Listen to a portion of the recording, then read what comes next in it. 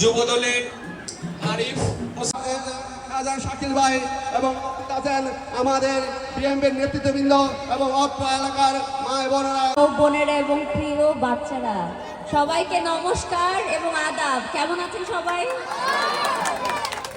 প্রথমে আমি একটু বলতে চাই যে যারা এই আয়োজনটা করেছে, এত সুন্দর আয়োজনের জন্য অসংখ্য ধন্যবাদ। কারণ এটা খুবই সুন্দর একটা আয়োজন এবং এসেই দেখতে পাচ্ছি যে সবাই অনেক আনন্দ করছে।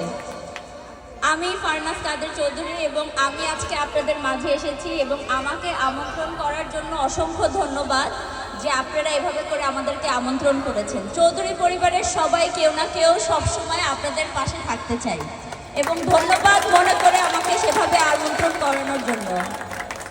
আজকে আপনাদের রথযাত্রা আনন্দ আপনাদের, কিন্তু আমাদেরও আনন্দ। আজকে এই আনন্দে আপনাদের সাথে আমরা একসাথে হতে পেরে অসংখ্য ভালো লাগছে এবং খুবই ভালো লাগছে এবং আমি আশা করব যে এভাবে জানি আপনাদের পাশে থাকতে পারি।